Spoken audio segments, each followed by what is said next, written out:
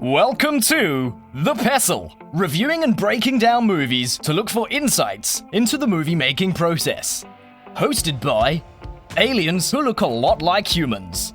Because why would another planet produce anything different? Now, let's dim the lights and start the show. I love that he laughs like as he's delivering that punchline. Welcome everybody to The Pestle. Today's show is brought to you by Manhattan Magazine. Catch the latest on New York socialites and also read the 50 Reasons to Love New York only in Manhattan Magazine. Welcome everybody to The Pestle. I am Wes. And I am Todd. And this is a film podcast for movie lovers, nerds, by movie lovers and nerds, and also filmmakers. Like this is this isn't the kind of stuff we do for a living, but we certainly, are filmmakers for a living. Todd's a full-time producer. He's a musician. He has a lot of insights, around sound. And you've actually said we were going to do a preamble, but now I kind of want to touch on one small thing, which is you have done sound mixing for a feature film before. Yeah. And so I'm curious, what was that experience like? Oh, it's a lot. It is a lot. I mean, there's a lot that goes into it that you don't think about. If you're just a simple musician, writing or recording and mixing your own stuff, it is nothing like that at all. I mean, it is in a way, you EQ things, you compress things, you make things more audible than others at different times. But for the usually, especially when you're doing indie stuff where there's very little budget and you're having to do a lot with, audio that's not necessarily recorded well or recorded for the purpose, because audio is the last thing that most filmmakers think about. So it's the thing that is the worst, usually. Like the frame will look good, the shot looks great, the acting is well done, the directing is fantastic, the lighting is great, and it sounds like shit. And then they give it to you and they're like, here you go, make it perfect. And you're just kind of like, with what? This is garbage. And then they say, well, can't we just ADR it? Well, I mean, it's not, you can, but then you got an ADR'd film, and that is never desirable, not just from an audio point of view, but from a directing point of view. You don't like having to ADR. It's not something that not even just doing the ADR, like that's bad enough, but doing it in a way that is gonna fit into the film as seamlessly as possible. It's never good. So yeah, it was a lot. Took forever to do because it's a long time. And you have to balance scenes with scenes. The first scene has to sound similar to the last scene in volume, in timbre, and everything. And then, half the time the filmmakers will come back with, oh, hey, we added some frames here. We removed a shot here, after you've been working on it. That's not good. And so, yeah, that's never fun. Even though they have picture lock, quote unquote. That's what it's supposed to be for, yeah.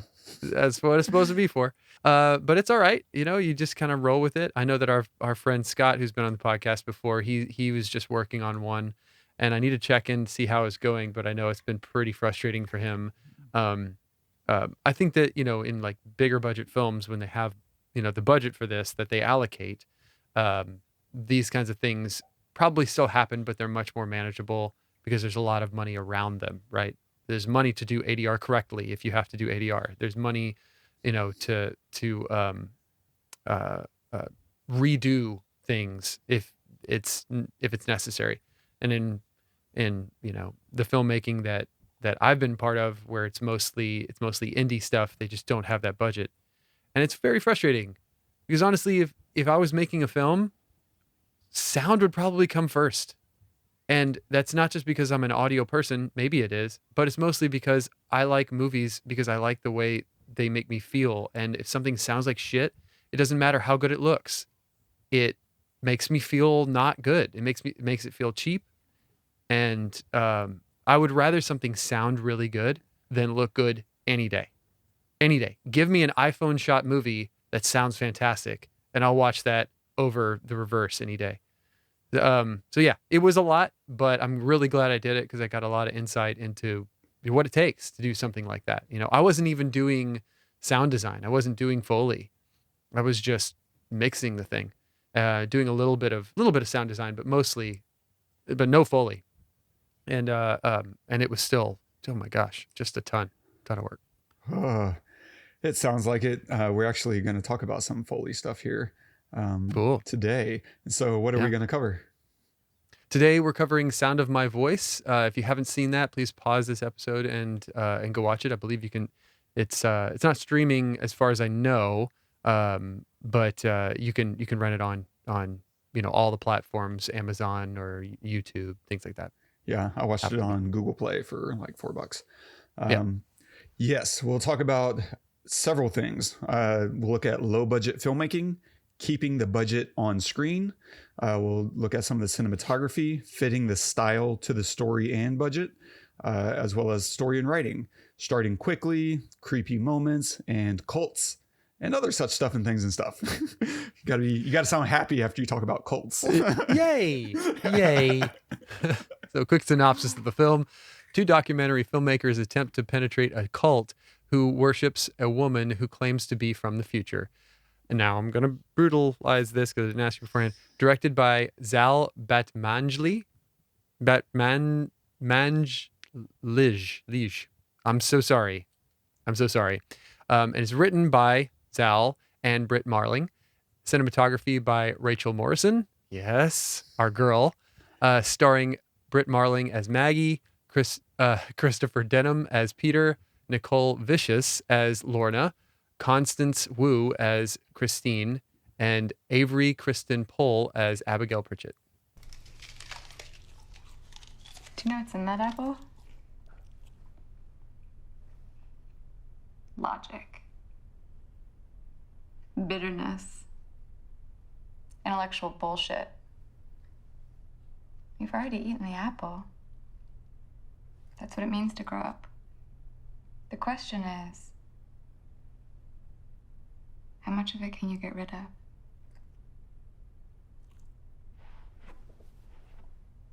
The apple is in you. Like the fear is in you. It's spreading throughout your body like a virus. How can we purge ourselves of shame, of self-hatred, and rise to our callings as chosen ones? You all have the privilege of knowing the future. But are you going to be ready for it?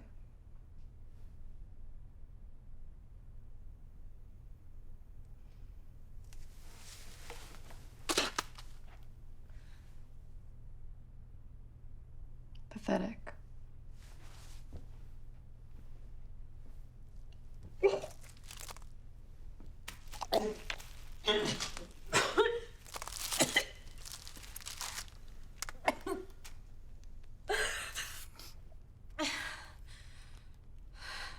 See how committed Christine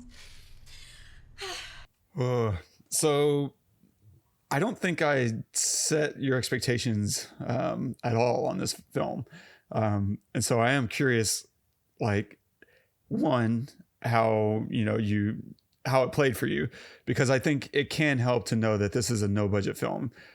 I just simply like this movie a lot. And not because it's a low budget film, but because I just think it's a good movie. And then secondarily finding out it's a no budget film in a lot of ways. But going in with that expectation of, oh, this is an actual indie film, we should probably at some point have a conversation about that label of indie, because that gets applied to this the same way it gets applied to an upcoming $120 million movie by whoever, because indie is really just a old term for independent of the studio system of the big 5-6 film studios. But having that kind of information going into this film completely changed your expectation of what to expect from it. Because, we just finished, we're doing back-to-back today, and we just finished doing The Count of Monte Cristo, and going from something that had probably $80 million, was shot over 6 months, to something that had like $100,000 and it was shot in like overnight at someone's basement. Like those are two completely different experiences. And so I'm curious, like going in without that expectation, did you enjoy this? Was this fun for you? Yeah, I had no idea what this was going into it. I didn't even know that Brit Marling was in it until I saw her, and who I absolutely adore. OA is amazing if you have not seen that. But I had no idea what to expect, and I mean, I could kind of tell at the beginning that, not kind of, I could definitely tell at the beginning that it was low budget. And it's funny because it wasn't because of the camera work, or the acting or anything, maybe a little bit of the camera work, but mostly like the lighting, right? So Yeah. I think that so many people don't realize, and I'm including myself in that, how important detailed lighting really is in making a film feel expensive, right? Because and that's one of the things that makes it expensive. Lighting is very expensive to do it right, and it takes a long time. So not only does it slow everything way down, but to get the right lights in the right position for the right moves it also takes a master, right? Master gaffer. A lot of people. Yeah. A lot of people to do that kind of thing. And so a lot of people means a lot of money. So I think you mentioned what the budget was 135 earlier to me. Yeah. $135,000 for this entire film is absolutely incredible. What they did. A lot of practical lighting, a lot of just like whatever they had lying around. You could tell that, right? Which is why it felt, like a low budget film. But the beauty was, and kind of what we mentioned this to each other before we started, was they, like, it wasn't about that. It was about the story, and not all stories have to have a lot of punches and crazy things happening. The story was this: they're trying to infiltrate a cult, and why. They give you the reason why. His mother was kind of part of one and didn't get any help for her cancer, because of it, and so she died. She basically gave up, and so he's totally against cults, and he's trying to, so he's trying to infiltrate this, and so you get the purpose behind it, the drive that he has for it, and also the clip you played was fantastic because it was a very good moment of me thinking, this is such bullshit.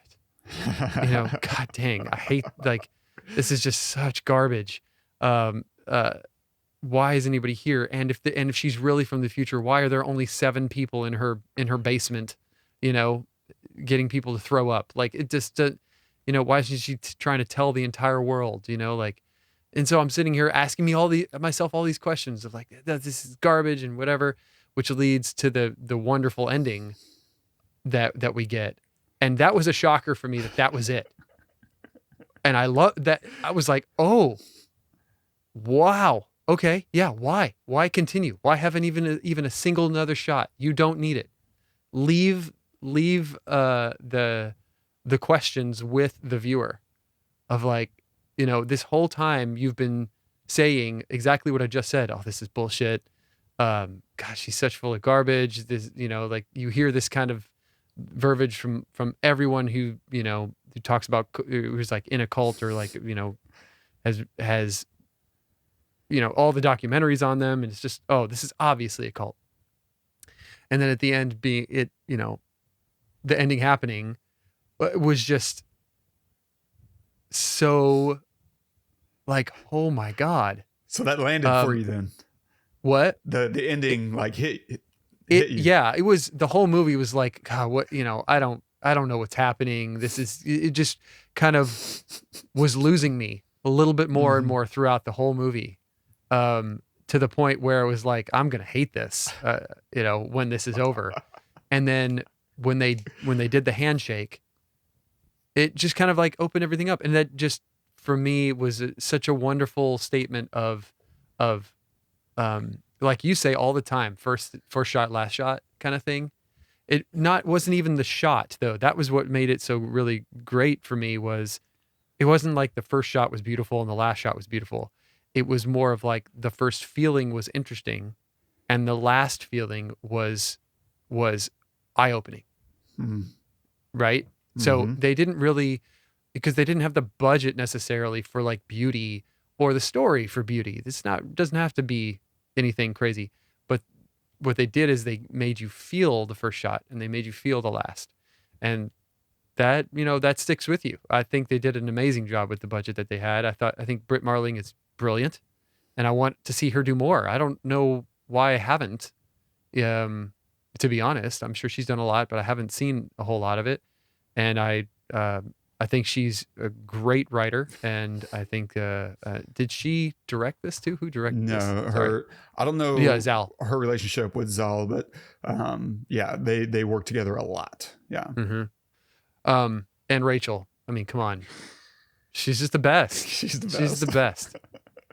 Really. And I think she's only gotten better over time. I think every film I see her do is just better and better, which is really cool because, there are so many cinematographers that are just steadily good, right? They're steadily great, right? But to see someone build, not just on their career, but on their skill, right? She's already top, but to keep getting better has just been wonderful to watch, So. Yeah, I was really surprised whenever her name popped up in the credits. And I mean, I was surprised in the sense that I didn't know, not surprised in the sense that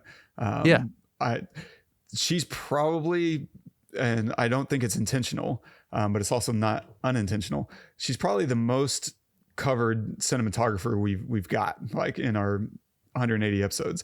Like I don't think we've done more Deacons than her. I mean, so we have this, Black Panther, Dope, and Mudbound. Like we've covered so many, and that's without even thinking or scrubbing through every single film. Like we've done 4 of her, shows. And there's so many times when I'm watching a movie and the credits roll and her name pops up and I'm like, that's why I love. I was watching I don't remember what it's called anymore. It was a period piece with Kristen Stewart about the Black Panthers, and it was like Sebastian. I can't remember what it was called, but I was just in love with the cinematography. Like throughout the film, I was like, oh, this is how I would love to shoot. And then her name pops up, like, yeah, okay, that tracks. But yeah, I agree, and I think as much as she's gotten better, I think it's also in combination with she's gotten better budgets. Right? It's one thing to be able to shoot on 135K. It's another thing to be able to shoot with 40 million or 100 million, and to just keep saying, oh, finally I get to do this idea I've been thinking about for the last 5 years. I have the budget to, or whatever. And so those things working in harmony, because she seems, from the the little I gleaned from her, that she is always working on her craft, and she's just that kind of person. She's interesting. If you don't follow her on Instagram, I don't follow a lot of like celebrities or Hollywood types on Insta, but she was probably the first, and we'll it's always interesting just see her behind the scenes stuff, because she's a hoot. And so, but I don't know, I loved it. I was a huge fan of Another Earth. I saw that in theaters, and then when I found out she had another film coming out, I was like, please sign me up, because at that point when Another Earth came out, I was just acting. I wasn't really getting into filmmaking yet. And I was just so inspired by what she did, by putting herself on the scene. She's like, you know what, screw everything. And so it's not an understatement to say that she inspired me to get into filmmaking, because I'm like, oh, we can do this for ourselves. We can create films for ourselves that are good and that don't cost a lot, that are high-minded. Another Earth is a very high-minded sci-fi, no-budget film. Like it's magical in that way. And so she did it again with Sound of My Voice, and I was just like, God, I just couldn't wait. And I loved it because I could see what she was doing is what you were saying. Like it's about story. It's not about the budget. It's not about, having 1,000 moments that hit you in the face. It's, let me just tell a story. And of course, she's an incredible actor, which helps when you're a really good writer to bring all your ideas to life and to guide the scenes, right? If you're acting in something you've written and now you're on set with 10 other actors, they're cueing off you, and you can guide the scene as an actor, knowing what you wanted to get out of this writing, while at the same time respecting their space as a writer. Like, that's all, or respecting their space as other actors. Like, that's all working in harmony. I was blown away. Constance Wu is in this. Like, she is a megastar now. And I didn't recognize her as you would expect, but because I'm not good with faces. But when I was putting the show notes together, I was like, oh my God, that was Constance Wu. And if you've ever watched Fresh Off the Boat or Crazy Rich Asians or Hustlers or any of her other stuff, like she's incredible. Go watch Fresh Off the Boat and tell me Constance Wu isn't an absolutely dynamite actor. And to have an actor writing and working in tandem with the director, as I'm sure they were, I think it's easier to find a Constance Wu, because as an actor, you know what's good acting. And you know how to spot it. You don't need to go recruit some A-list star in order to find great actors. As an actor, you should be able to gravitate towards other actors. So it doesn't surprise me the show's able to pull in some of these other people. Christopher Denham, he's had a really strong career since this. And so being able to write and create your own content is inspiring, and there's a lot of logic to it as well. And if you're doing it right, and if it's not about your ego, then you can do a lot of incredibly interesting works that get you into Sundance. This got into Sundance, $135,000 film, got into one of the premier film festivals in the world. So it's possible. You just have to know what you're doing.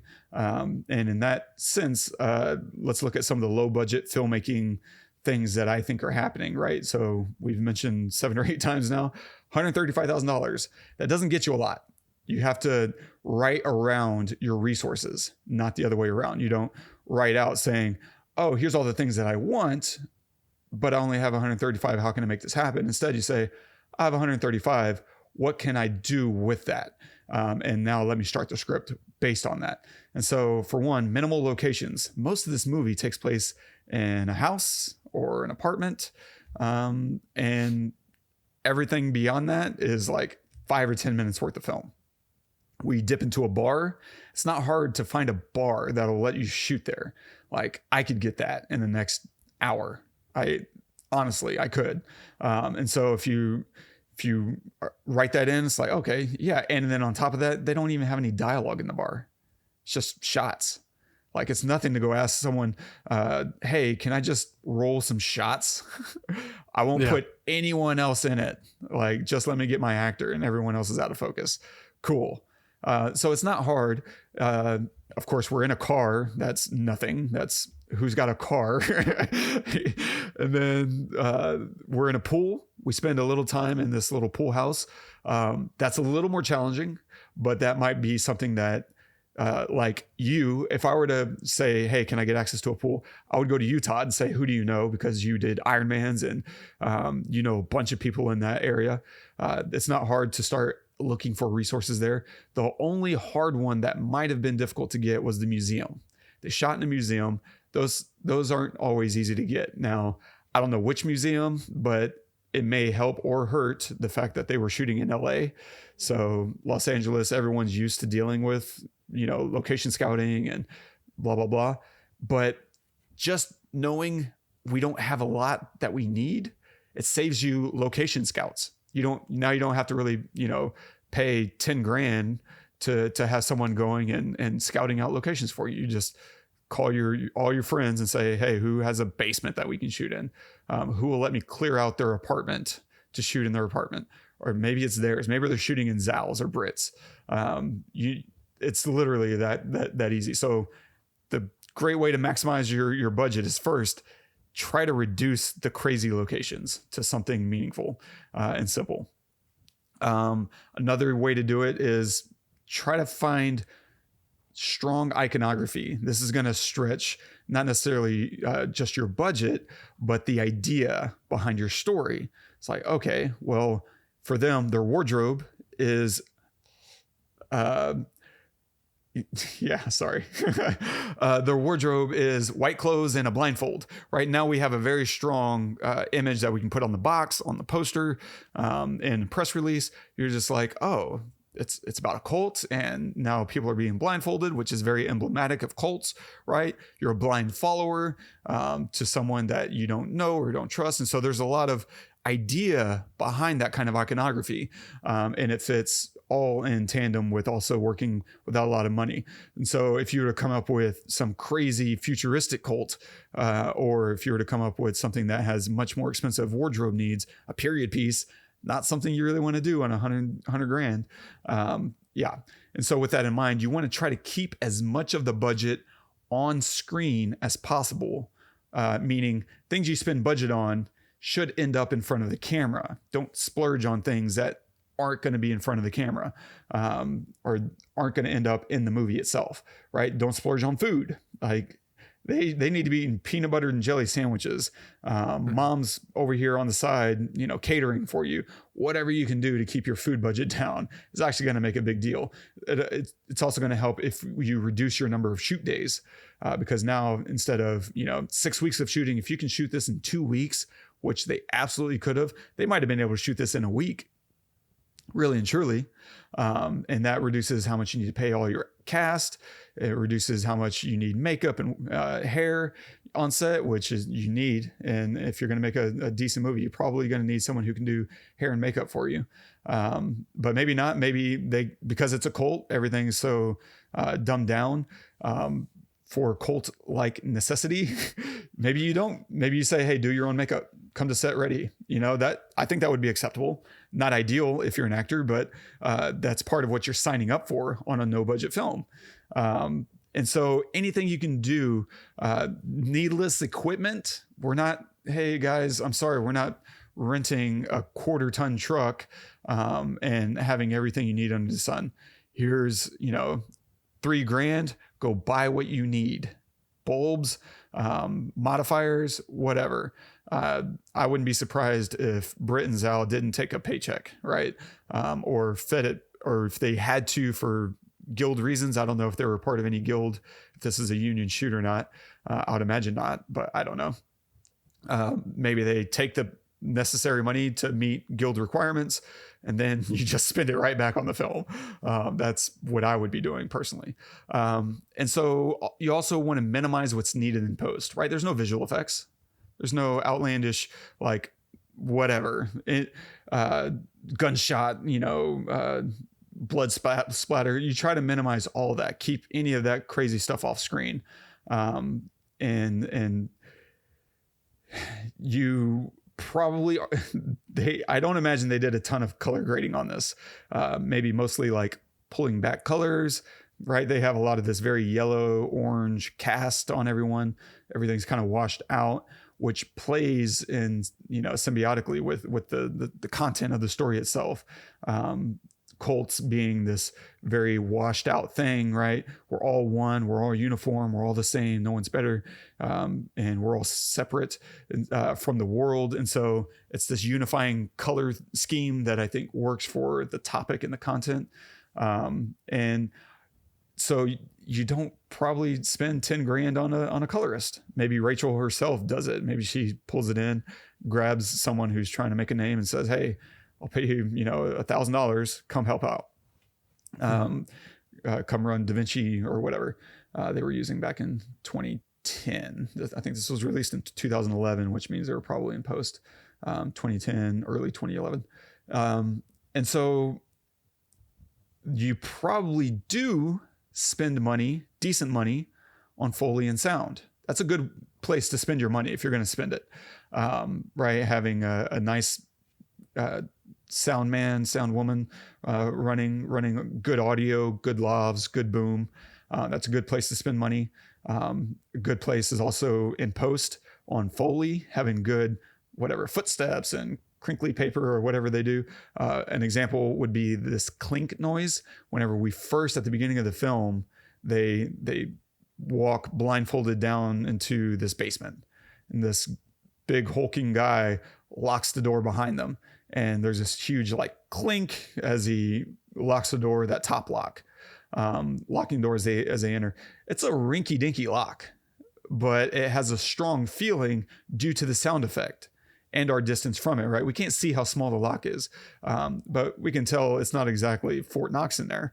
But the sound, the sound editing, the sound effects add a sense of danger, and it confirms that they're in deep, and they're not coming out of that basement unless they want them to come out of that basement.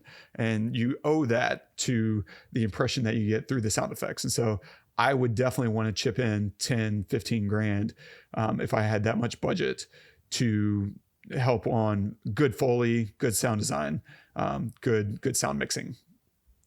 With that in mind, and pretty much everything I'm thinking about is from a low budget filmmaking standpoint. And so we can roll that right into the cinematography, which is they shot this on a Canon 7D. Like my camera is better than a Canon 7D, you know? Yeah. And so, which is why I don't think they did a lot of color adjusting in post, because there's just not much color depth to manipulate in post before the image starts really breaking apart. And so that means you need to capture what you want on the day. You need to shape the light on the day the exact way that you want it, or as close as you can in the time constraints of shooting a film. And that means having a game plan and saying and testing, okay, here's the most we can do with coloring and post. And so you probably build out your whole pipeline before you ever step on set. And so with that, you're shooting on a Canon 7D. It also allows some really nice things. You can go handheld, which they do a lot, right? It's grounded, it's realism. And of course it plays into the story, right? They're making a documentary in the movie. So let's feel like we're documenting the story, right? The camera work and visual style fits the story's needs. This style wouldn't work as well for a horror film or a heist film or a period piece, but it's perfect for a secret cult investigation.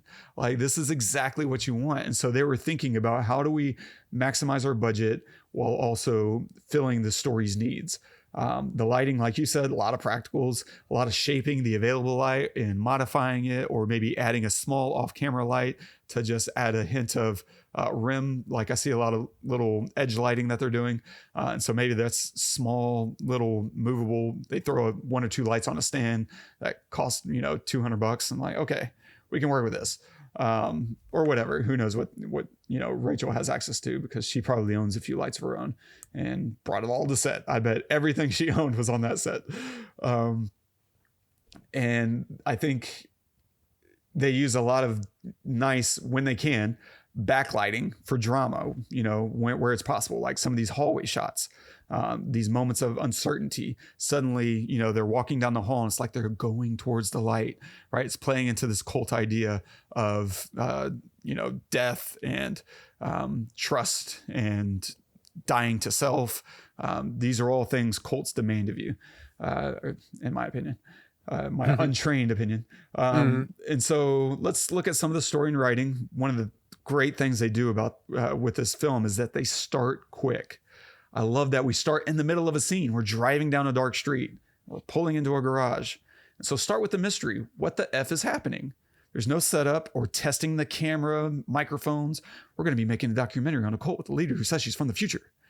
No, just throw us in and make us ask before telling us, and then drip it along the way. You're going to tell us along the way what's going on.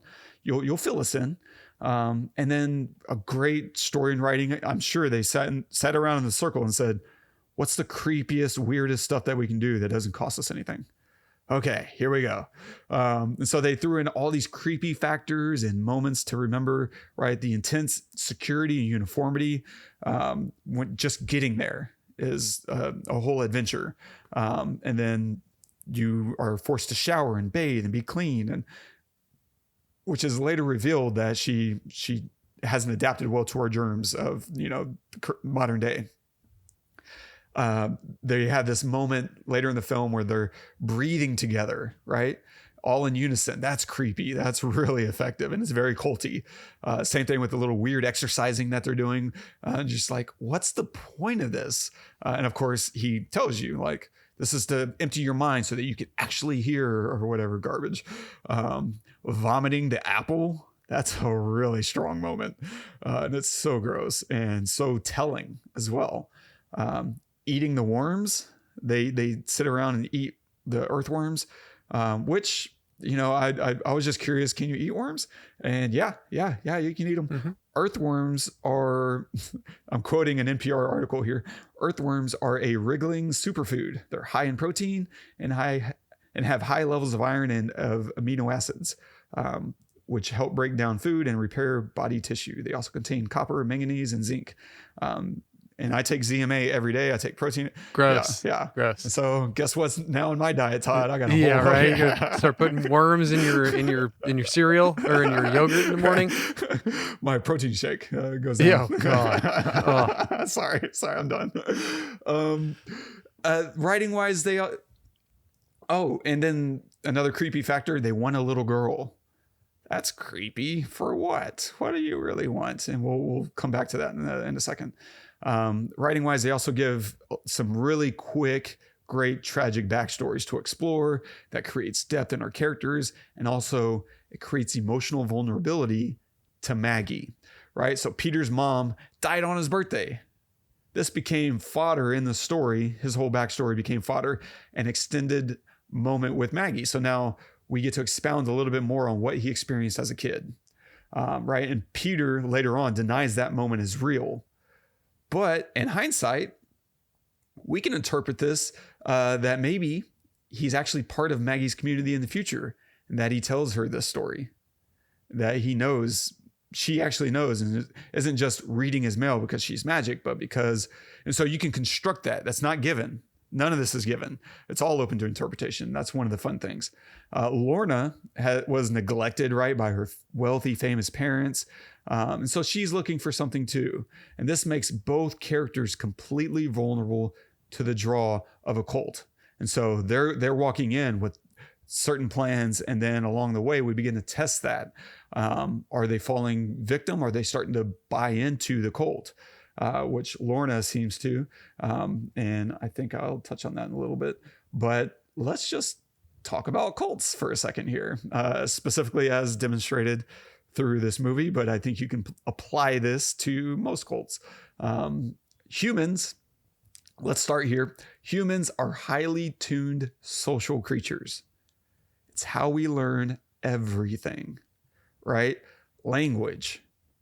Just imagine how social you need to be in order to learn language as a baby from nothing. Like, there's no little language node that someone, inserts. Hey, here's your USB chip. I'm going to stick it in your ear. No, you just learn language from being around people. And everything we do is highly social. And so we're just hardwired for the most part. There's always exceptions. Based on whatever anatomy, any number of things. But we are such social creatures, right? Customs, right? Everything we do in America is very different from the way things run in Japan, right? These are completely different cultures, and we all know how to interact with each other through customs, like a handshake, right? That's unique to us. And part of a culture. Handshakes are part of our culture. And so ultimately our strength and our weakness is how social and how highly tuned we are as social animals. And so with that in mind, let's talk about the social pressures of cults, right? Christine, in that scene that we were listening to, vomits the apple up. This sets the standard. And now social pressure makes everyone do it through Maggie's approval. See how committed Christine is?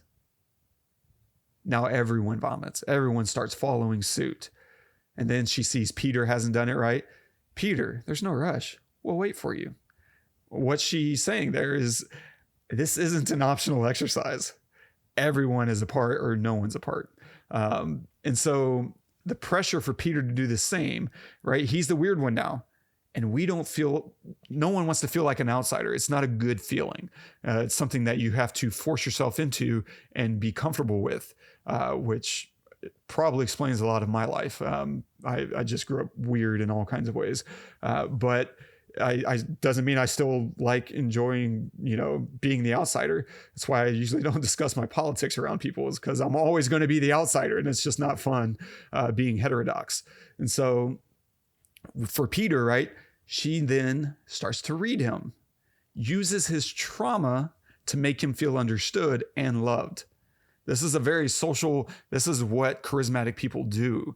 They're so good at their social engineering, at the ability to read someone, that you can pick up on cues and things they've said in the past and start to put together a lot about someone's inner workings. And then, of course, this makes him feel understood, makes him feel loved. And then look at the end of that scene. Everyone swarms him with love afterwards. Like 60 seconds prior, one guy was ready to stand up and beat his ass, and now he's hugging him. And so accepting and following suit and letting the peer pressure get to you results in love. This is how you engineer someone to do what you want them to do. It's probably what you would call grooming, right? It's just telling people through actions, through acceptance or rejection, of how to get someone to do what you want. This is what cults are very much primed to do, and which leads us to Lamb, right? He asks an honest question, like, hey, that's the cranberries, right? Can you tell us anything about the future? And what does she do? She turns it back on him. People are very, very good about this. Charismatic people, cult leaders, religious zealots, they're all very good at turning your questions back on you and putting the spotlight on you. This is projecting and redirecting. This is how they get you to think about yourself now, instead of, them defending themselves, they're making you defend you. And so what does she do? She ejects him, which conditions the group to not ask questions. And of course, later on, she has a reason, right? She ejected him for a reason. And it contradicts our suspicions. All right. Our suspicion is what Peter says. Yeah, because he asked you a question. She's like, no, I don't care about that. Of course not. Of course. Why wouldn't a religious zealot, mind being questioned in front of their followers? What's vulnerable about that? No, of course not. She has a really good reason. And so, of course, she didn't have him leave because he was asking questions. She had a perfectly good reason. And which was she didn't know him growing up, and therefore he must not be a part of our organization. It's reasonable. It's a reasonable thing, and it's always going to sound reasonable. But nope, cults and zealots do not have their authority questioned by anyone ever, and it's always disguised with logical religious reasoning. A lot of cults like to use Watchman Nee. It's a book by Watchman Nee. I forget what it's called, but it's all about authority and why the authority in your life was placed there by God. And therefore, questioning your authority is tantamount to questioning God. And if you question God, you're living in rebellion. This is a tactic, and it's been used against me, and I will get to that later. But then we have Maggie. Maggie's really interesting, right? She's charming. She's beautiful. And even Lorna knows that. And Lorna's, gorgeous herself. And she's over here feeling jealous of Maggie and Peter and accusing him of, being attracted to her or whatever. And he's like, what the hell are you talking about? Which I think was an honest, genuine reaction. He's like, what? We're here to do a thing. But she is. And she's also powerful. Maggie is powerful in her absolutism. And this is really the draw, because absolutism, confidence in knowing everything, is very comforting because life is uncertain. We gravitate to people who have answers. There really are no answers, though. And life in general, or even from Maggie, right? She doesn't ever give anyone any answers. Vague events, right? We don't know what's coming. And this film never tells you what's coming. And in that way, it's kind of interesting because it doesn't also look to blame a particular thing. Like all we know is there's a civil war coming. Things come together and they fall apart. It's a really dark time. That's what she says. And that's vague and it sounds right. And what does a civil war even mean? Does it mean there's actual guns picked up, or is it more symbolic? These are also things cults do all the time. They say something literally and then later reinterpret it in hindsight as something that was really symbolic all along. You just didn't realize it. Why aren't have faith, right? The problem is you. It's not my inability to predict the future, even though I have a direct line with God or whoever, the future. Yeah. And so let's talk about that a little bit in terms of the naming conventions seem to be derived a lot, maybe not all. Some of these I'm going to stretch, but they seem to be derived biblically, right? Peter, especially, hands down, his is biblical because Peter in the Bible denies Christ, but ultimately Christ gives him the kingdom. Thou art Peter, and upon this rock I will build my church. That's, what's in the Bible. And so Peter becomes the founder of what later becomes the Catholic Church. And their whole identity is rooted in that, as in Peter being the very first person to start the church. You can trace the lineage of every pope all the way back to Peter. That's the argument the Catholic Church makes for being whatever they say they are. And so Maggie is probably a play on Mary Magdalene. That's what I would guess. Abigail seems to be a play on Abby or an abbot, which is a cleric in the church. And Lamb, Lam, I think is maybe a play on the sacrificial lamb, right? Because he gets sacrificed for the group, he gets kicked out. And his wife's name is Christine, right? Which I would say is a play on Christ. I'm not saying all these characters reflect their naming convention. I'm just saying that it was used as a way to flesh out your character names, because why not use that stuff? It's all free, Yeah. And then you have, and this one's the silliest one of them all, but I think it works. You have Klaus, which I think is Claus, because he's kind of like Santa Claus, like that, right?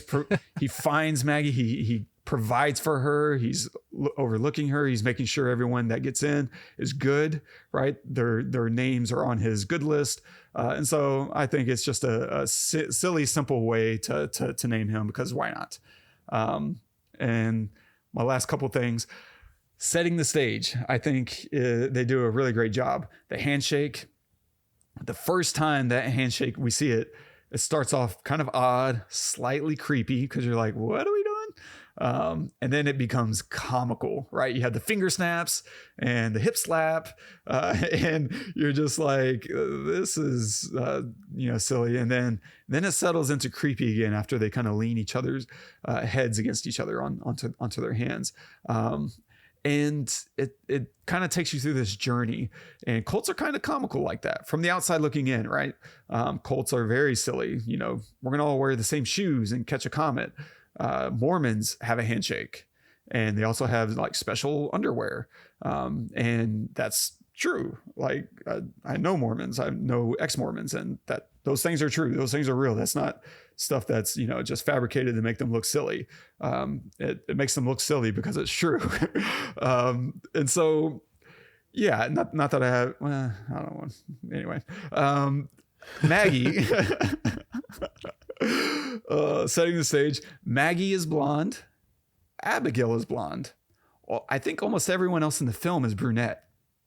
And I think that helps us connect those two characters a lot stronger. We start to connect the dots before the reveal, and now we're waiting for confirmation, right? We do the calculation. Maggie is born in 20 years. This little girl is like 8.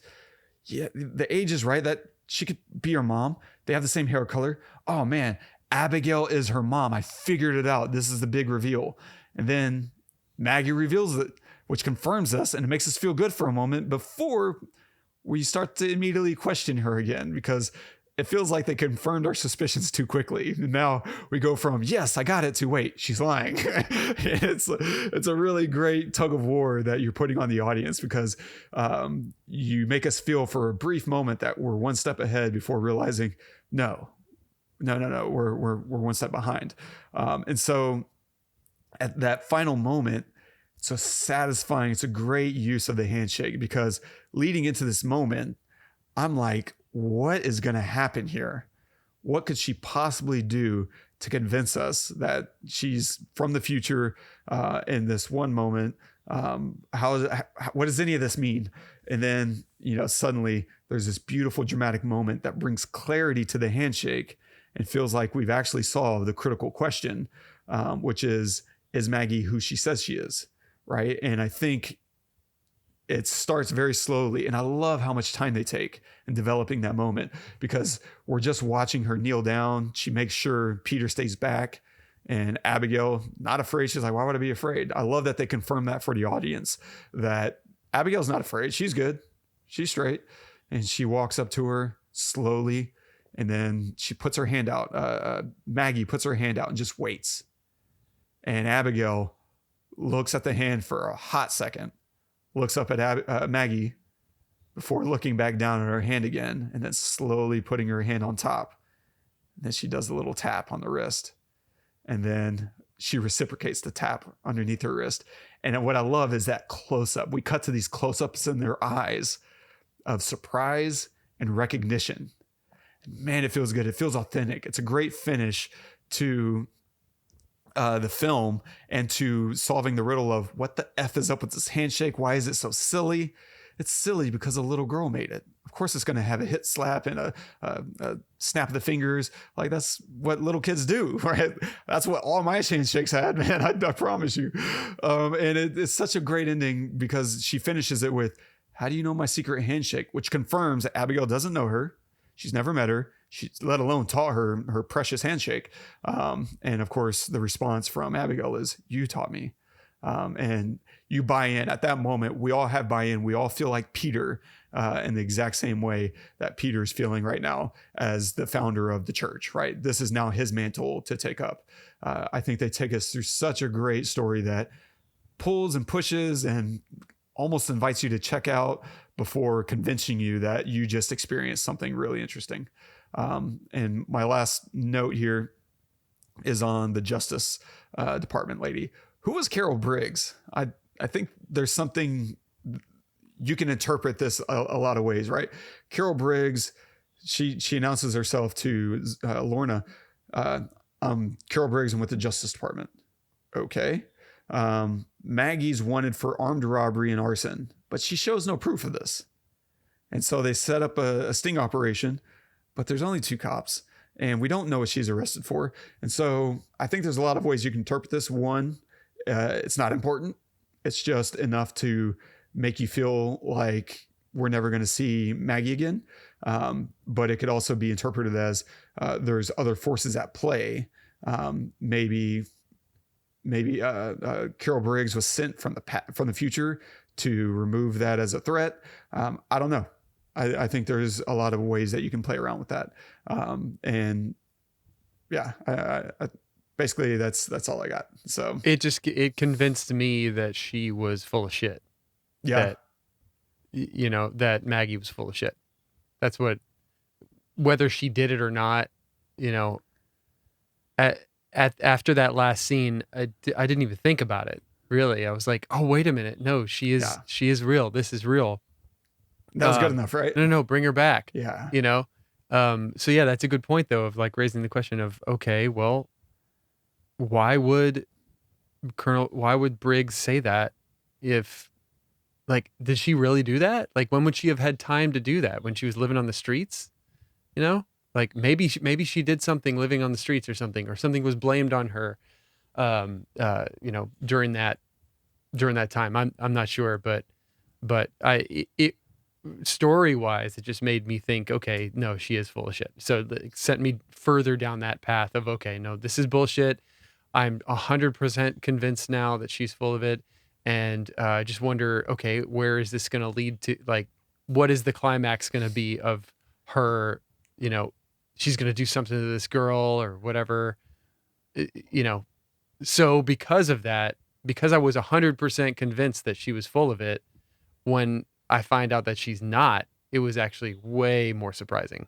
That's so cool. It almost doesn't even matter story-wise whether she did it or not, but having it in there was the gold solidification of she's full of it. Yeah. Yeah. Nice. Yeah, I mean, that's pretty much all I got, man. Any other final thoughts? Actually, sorry, go ahead. No, go ahead. Well, shit, where'd I go? Oh, there I am. I had 2 more questions for you, but they're slightly askew of the story. And so if you have actual thoughts on the movie, the filmmaking, the story itself, whatever. No, I thought that this, just everything that you had been saying was like spot on and really insightful. I mean, I would say, I love the idea of take a broad story that people are, could identify with or at least be interested in, and then drill down into each individual character. I think that this movie did that really, really well with once Peter and his girlfriend are the same, they have the same goal, and then that diverts throughout the film. I love that. Because then that separates the core, right? There's this core of like this versus that. And then this starts fracturing, right? And as that fractures, so does my view of that as a viewer, to the point where I'm not even sure. And then at the end, it all comes to fruition. And the fractured this is now, completely broken at the end. So, and then it leaves you, and then just the way that it left it just hanging, just ending. So many movies don't do that now. They tie everything up in a bow, or it could have ended here, but then it went another 15 minutes or something. And why did we even need that? They just, no, we're going to get in, we're going to tell a story, and we're going to freaking end it and leave you with something to take with you. And knowing that it was only 135,000, I mean, don't get me wrong, that's a lot of money especially for indie film. Yeah, if I had 135, that changes a lot of the movie we're trying to make. Yeah, bro. I mean, the movie that you're trying to make is like 50, 60 grand, and that's still a lot, right? But obviously you think about a movie that's 90 minutes long or so, and that money goes really, really fast. Yeah. But still, having the names, I guess they weren't really names back in 2010 or 2011. Maybe Brit was a little bit, but having the caliber of actor, having the caliber of cinematographer, in that place that's familiar, like LA, all of those things, and doing it for that budget is just I think it was a masterclass in what you said, put the money in front of the camera and minimize the story financially, but maximize it emotionally. And I think that they did a really, really great job doing that. Well said. Damn. Yeah. 2 quick questions. So I always write questions for you, and I lately I've been forgetting to ask them, and so I had to remind myself. 1, ever been in the cult? Sure, it's called Iron Man. Did it feel like that? Oh God, yeah. Oh yeah. There were the you've done it and you haven't done it, or you're going to do it, and it was all sectioned off. No, it wasn't a cult. So, no, I mean, other than being a Christian and being a Catholic, no. I mean, the Catholic Church is pretty much a cult, I would say. Nice. Sorry for anybody who's Catholic listening to this, but that if you don't see it, then you're in it. So yeah, that's hilarious. Yeah, you could make the argument I have been. It's not a classic cult, so where you all in like drink Kool-Aid. Yeah, I wasn't quite there, and because my cult, like your reference to Catholicism, was rooted in Christianity. And so there was less of I forget what you call them, but your leader, right, wasn't a Maggie, wasn't a Koresh, where they're controlling you for whatever their specific deviancy is, right?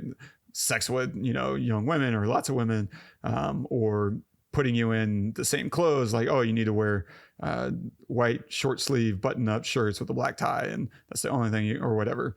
And so it wasn't that kind of cult, but still very culty. Still much overlap, like the stuff I was talking about with respecting authority. hard line through my church. You certainly didn't question your authority. And if you did, you're in rebellion.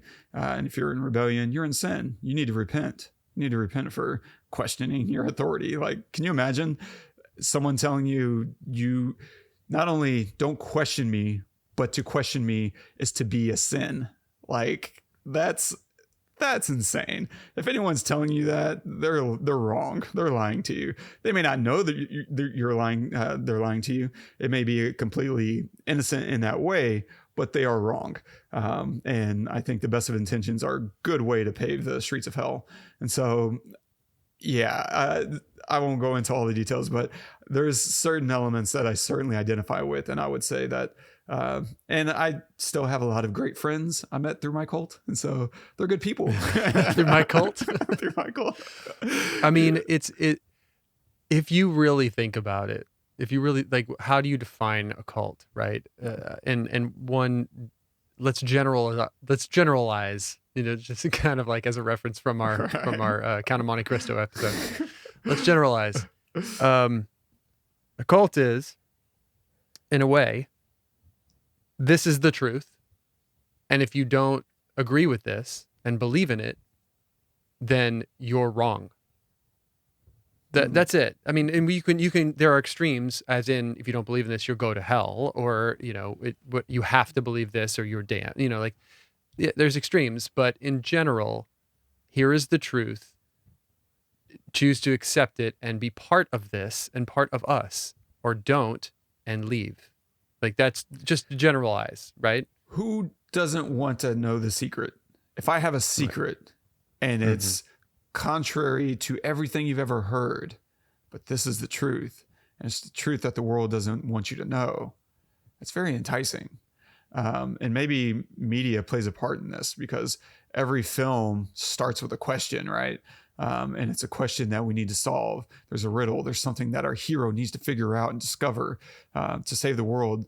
We are inundated with films about being the one, the chosen one, and the special one, the one that goes against the tide when everything else is telling you one thing. You believe the other thing. That's the truth, and the truth is hard.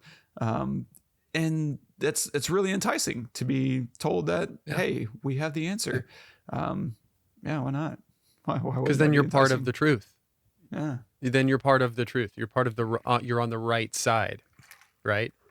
But that's, I mean, to be honest, I mean, and I you know, I grew up as a Catholic my whole life, and it checks all of those boxes, man. It really does. It's that this is it, and you're either with us or you're against us kind of thing. I mean, that's what it is. If you come down, I mean, most religion in general, I would argue, would be that way. There is no dialogue. There is only, we're going to tell you what's right and what's true, and you can either accept it and be a part of this or not and leave. That's literally every single religion. And so you kind of have to lump them in with that kind of cult mentality. Now you also have the crazy cults, you know, like the Branch Davidian or like worse, Heaven's Gate, you know, like people, Heaven's Gate. Yes. That would be the main one. Right. And Jim, but, I forget what, something town. The Kool-Aid Jim. Yes, exactly. Yeah. You have those. And I think those are used as kind of like an extremist way of describing Jonestown. Sorry. Jonestown. Thank you. Of an extremist way of saying, no. Those are cults. Right. What we believe is not. What we believe is true, and we have millions of followers to show you that it is. Even though we give you no proof, we give you just our word and a few pages in a book. Like, yeah, and that's what was powerful whenever I was a Christian, was studying and reading up about Martin Luther, not the doctor, but Martin Luther, the 95 Thesis, right? The Protestant Reformation. Like, that's a really powerful story about standing up against the authority of the time. Like, that was the authority. And to sit here and say, y'all are doing wrong, y'all are in sin, by saying that you can pay for sin, right? Penance, and all these other things. That's a really powerful story. And those are the kinds of people in the moments that give me a lot of courage to say, you know what? when it's not popular, I'm okay with being not popular. I'm also okay with saying, trying to sit and be objective on everything and say sometimes the popular thing is the right thing.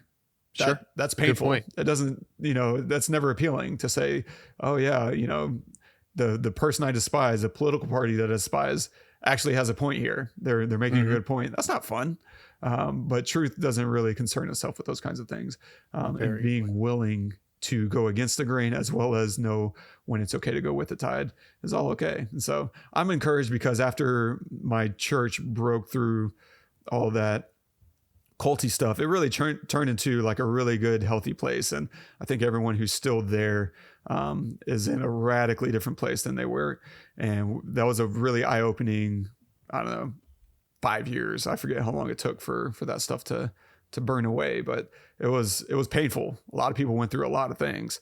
And I think ultimately, if you're willing to analyze and call people out, question authority, number one, if you can just have the gall to question authority and be okay with the consequences, there can be a lot of good stuff that can come out of that. I don't know. Man, I couldn't say it better. And that I'm really glad you brought up Martin Luther because I felt like in what I was saying, I was kind of like talking down to like, belief in general. And I'm definitely not. No. Because Martin Luther was, pretty much a saint. I mean, like he definitely believed in God. We'll say that, and he just believed that the people who were running the church were doing it wrong. He was questioning authority. Like you said, it's not about believing in God in general. It's about the way that it's done, to convince people that you're right. Like that's the difference. The difference is, is wanting to make a community so bad that you're willing to make people scared or feel bad to want to be a part of it rather than just believing it. Right. Yeah. So anyway. Amen. Nice. Well, what are you going to recommend this week, man? Yeah. So, nothing kind of like this. Well, I guess a little bit like this actually. Now that I'm thinking about it. So I've been, kind of binging Raised by Wolves on HBO, which I hadn't seen before. Season 2 is out and I hadn't seen it at all. I'd been wanting to see it because it's sci-fi and it's a sci-fi show and everything. But it's, the episodes are really long. It's just a really long drawn out story. But there are a ton, it's atheists versus believers, right? Oh yeah. And that's the whole impetus of the entire show. Right. And there are arguments on both sides in a lot of ways, but anyway, it's just really intriguing. It's crazy weird, towards the end of season 1. But it's enjoyable and it's really good to go back to whenever I have an hour or 2 hours or whatever. Nice. I love it. I'm going to stay on the Brit Marling train here. Cool. And recommend The East. Similar, if you've seen Another Earth, if you've seen Sound of My Voice, and you just kind of want to vibe with her a little bit more, I think The East is the right ticket. It's still really great ideas, really strong ideas, that'll take you interesting places. And I think she's so good. I'm so mad that they canceled the OA. I wouldn't say that was my favorite show, but it was interesting and it had me curious about what was coming next. And I wish we could have had a third season. My God, that's such a wild show. I loved it. But yeah, so The East, go check that out, and stay tuned for next week when we cover. Look at the notes or any Girl. Okay, nice. We're gonna cover The Girl with the Dragon Tattoo. This is the recent one by David Fincher, and Noted.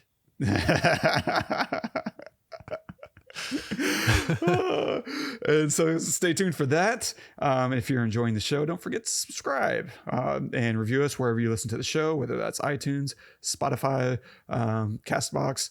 I have no idea where all we are. When we got the show up and running, I submitted to like 50 places and then forgot about it all. The hardest part about of the podcasting life is really getting it started. If you want to start a podcast, just know that it gets easier once it's up and running. You know what? We should do an episode where I just interview you about the podcast nice. and getting this up and running and doing this and the ideation and all that stuff. Dude, that would be fun. Yeah. Let's do it after tattoo. Okay, let's do that. Yeah. Fun. All right. Well, if you want to comment on this episode, you can do that at thepestlepodcast.com/sound of my voice. And our quote of the day today is from Joseph Smith. Interesting. Whatever God requires is right, no matter what it is, although we may not see the reason thereof until all of the events transpire. So if you don't know who Joseph Smith is, this guy is the founder of Mormonism or the Church of Latter-day Saints. And so, yeah, this is a very convenient thing for a cult leader to say, right? Hey, whatever God requires is right, no matter what it is. Although we may not see the reason until everything's transpired. Like, how convenient. What a really good word from God. How useful is that as a leader who doesn't need to be questioned, right? Because if whatever he's hearing is from God, then the correlation here is everything, you can just insert his name. Whatever Joseph Smith requires is right, no matter what it is. You know, that's so dirty and it's so gross. And look, I hate Mormonism, but if you are a Mormon, I don't hate you. I don't know you. You're an individual. Remember what I've been saying for the last several episodes. You're an individual. I don't know you, and therefore I do not hate you. I hate your religion. I think it's disgusting, and if you should run, flee, get away, because you're a much better person than your religion is. And I think what offends me most about there's a lot, but Mormonism is it's a really recent religion. Like, if you wanted to explore the roots of Christianity, good luck. That's going to be a hard task. Or Hinduism or whatever, Buddhism. Those things are thousands of years old. How can you possibly get a good grasp on where that comes from? Everything that's transpired in the interim. But there's a couple of, pretty big religions that I'm like, I can't take you seriously. I can't take Mormonism seriously, because you can go and look up records about this idiot in New York. Like, they have files on this guy. And the things that he said would happen clearly didn't happen. And the fact that they didn't allow black people into the religion until like 65, 68. Like, suddenly God changed his mind about, black people. Like, suddenly they're okay. That's everything, man. That's Christianity too. Yes, I agree. Black people were never, prohibited explicitly in the Bible from joining Christianity. No. Right. Like, racists just use the Bible to exploit, their own racist beliefs, as opposed to the Book of Mormon literally got doctored. Oh, we got a new word from God, because God, he's the same forever, except whenever he changes his mind suddenly out of nowhere. That happens to coincide with, laws. And so that's to coincide with laws. And then you have Scientology, same thing. I can't take you seriously. Like, I love people who are Scientologists. I don't hate you. I just hate your religion. That's okay, right? We can still be friends.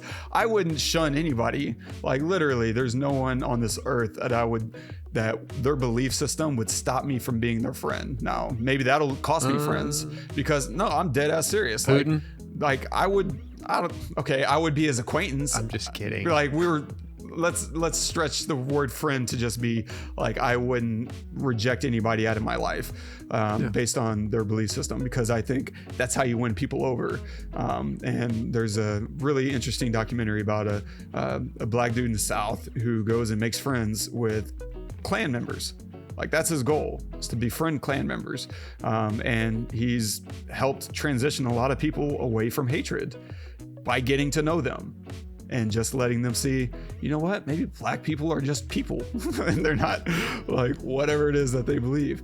And so yeah, I don't know, I'm sorry to keep deviating so far away from the topic at hand, but yeah, Joseph Smith, way to go, bro. That's a good line. Good on you, bro. Good on you. Nice pile of garbage there. Appreciate it. Yeah. All right. Thank you guys so much for joining us. I had a great time, man. Thank you for recommending this movie. It was really fun to cover. Awesome. Thanks, man. Make sure you join us next week. We'll be covering Girl with a Dragon Tattoo. And, review us on iTunes, subscribe, all that good stuff. Share us with your friends. It all helps. It really does. Thank you so much for all the reviews and subscriptions that we've gotten so far. We really appreciate it. Until next week, I'm Todd. I'm Wes. Go watch some movies.